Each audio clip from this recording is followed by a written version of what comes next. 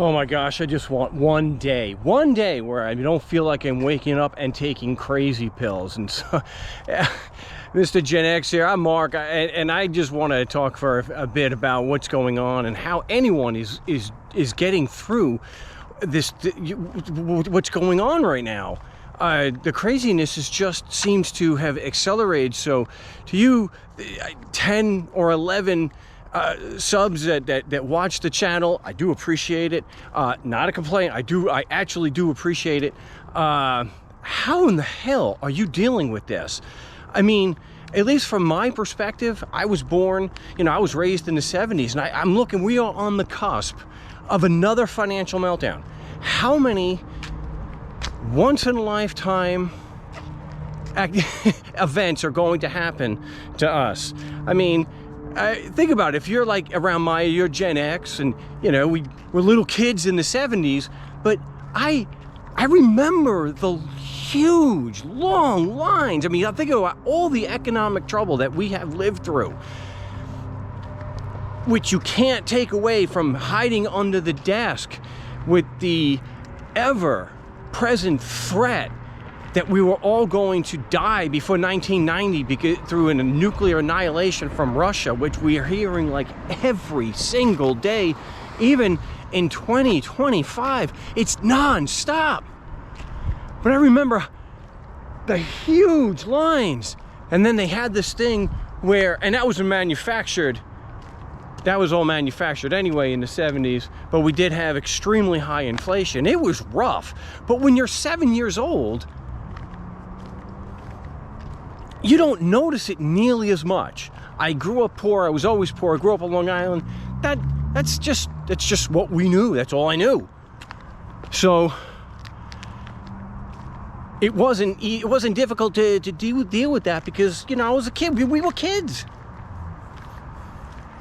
But then we get into the 80s, and you start, as a young adult, I went to school to get into a certain field, and not even 10 years after, so 1987, October of 1987, you guys remember what happened. If you were if you were a young adult like me in 1987, what was I wasn't even 20 yet. I was still a teenager.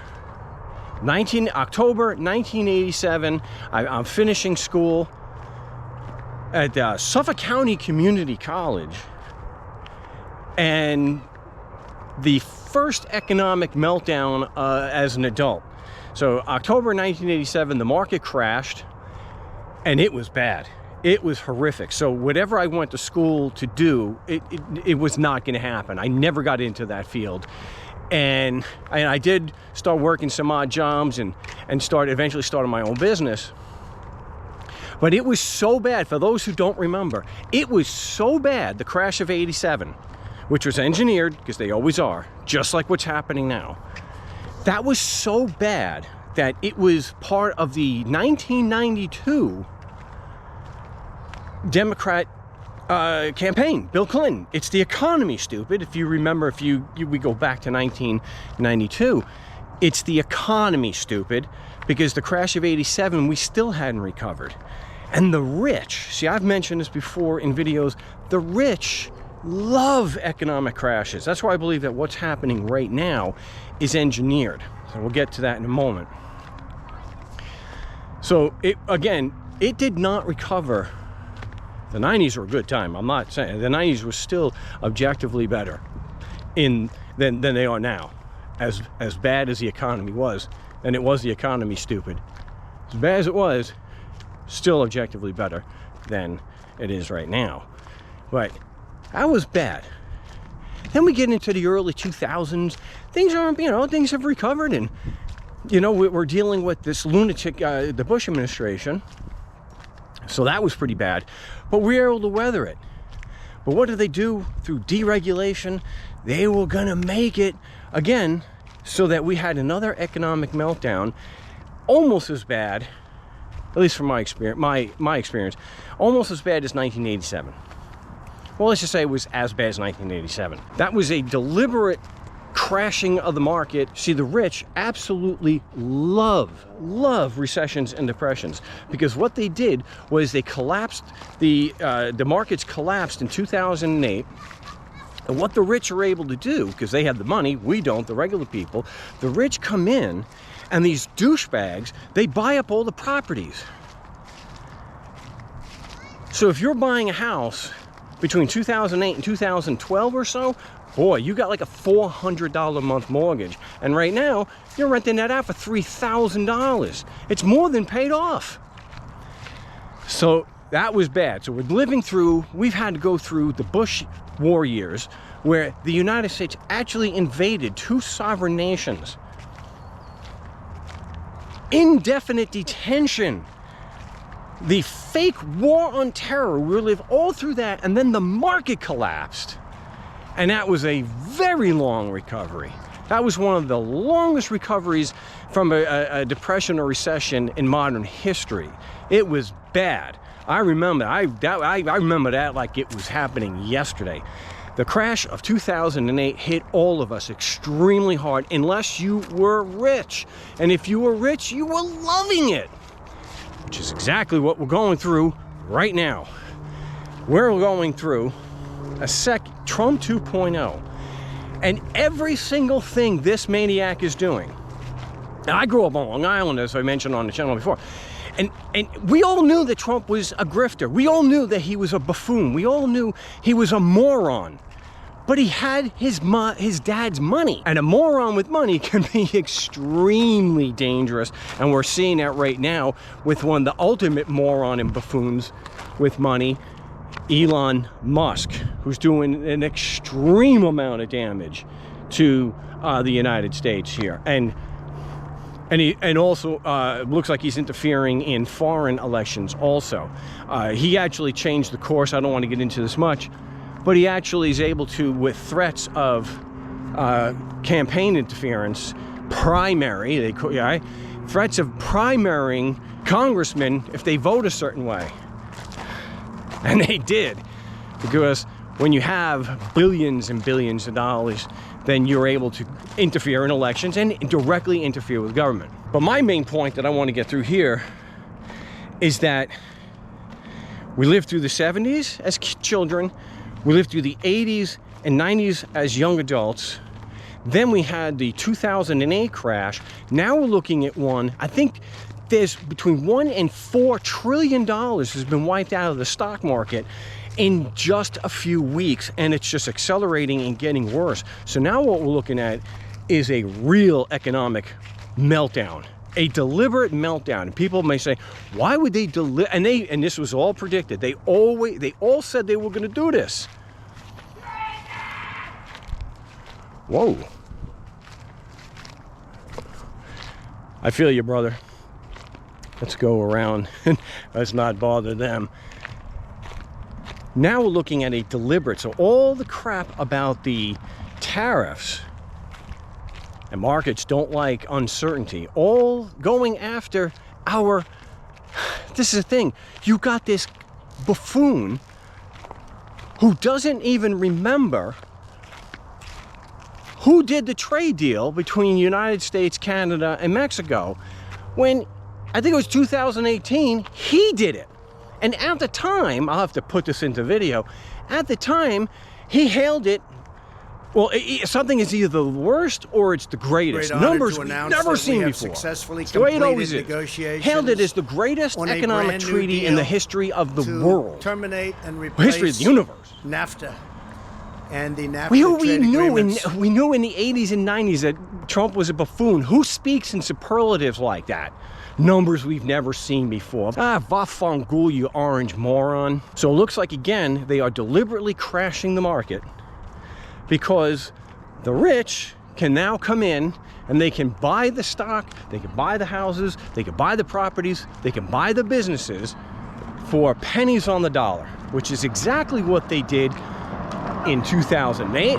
They did it in 1987, and they did it with the real big one in 1929. They deliberately crashed the market in 1929, as they always do, and then they came in and they bought up all those businesses for pennies on the dollar, and they consolidate, which is what they do. And we're looking at the same damn thing again. So it's how many, and that adding to that, what we went through with COVID, it really comes to, the question is, how many once-in-a-lifetime events do we have to live through? And how does, I mean, I can't believe we're on the verge of another world war because of this lunatic who's cozying up to Putin. They cut off intelligence to Ukraine. It's insanity. It just, if you like me, if Gen X, you grew up in the 80s and the 70s and 80s with all the movies and the Terminator and the Planet of the Apes, you know, it was drummed into our head about nuclear annihilation. And they've been saber rattling, if we can call it that, I hope it is, for 3 years now. And now Putin threatening and stating that boots on the ground, NATO boots on the ground, or peacekeepers from other parts of Europe in Ukraine would be considered an act of war, and a big escalation. Yeah, that doesn't sit too well.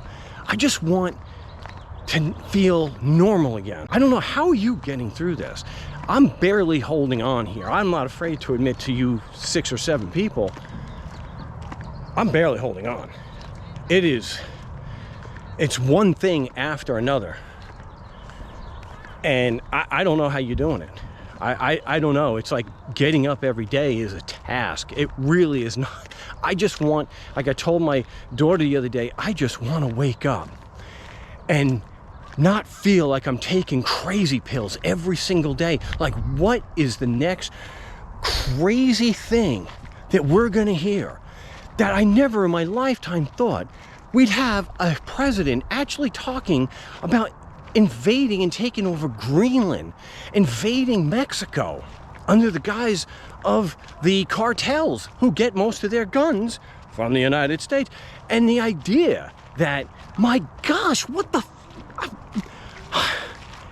talking about taking and overtaking Canada as the 51st state, to be threatening with tariffs. And it warms my heart, as much as I don't like Ford, but it warms my heart because part of my family came through Canada. They were in Antigonish and Newfoundland. Well, it was before Newfoundland was before 1948, so Newfoundland was not actually part of Canada at the time, but still, you know, that part of the world. So it warmed my heart that he was hitting back so hard that they would actually stop electricity to 3 U.S. states. New York, where I grew up in Long Island. Well, that wouldn't be affected. But I was like, yes, at least some pushback, real pushback against this maniac who's deliberately pushing to crash the market and is well on his way to do that. I can't believe that here it was at March 12th, that we're on the verge of if not right at the very beginning of another economic meltdown. Now, how things could possibly get worse than they are now. So let me know in the comments, especially if you're Gen X, let me know in the comments, how are you dealing with this? I mean, do you feel like the same way that you're taking crazy pills? That every single day we wake up, what craziness are we getting here now? They were destroying the Department of Education. You've got the RFK saying that everyone getting measles is a good thing. You know, it was different when with chickenpox. I didn't participate in the chickenpox party. I think we just had that in my family, and one of my brother brought it back from school, and that's how I got the chickenpox. But it was no fun. As far as I know, chickenpox, unlike the measles, is not deadly. The idea that that we have measles in 2020, you have people dying from measles in 2025. So I see, I gotta watch that I don't walk in front of cars, because I'm so tired of waking up and feeling I'm taking crazy pills. So let me know in the comments, how are you dealing? How are you dealing with this craziness? Do you just want a return to normal again, where you can just work and actually pay your bills and not be worried about dynamic pricing, and now you've got another 15, 20, or 40% more that you're going to be spending on the same goods, because these rich maniacs just can't ever get enough.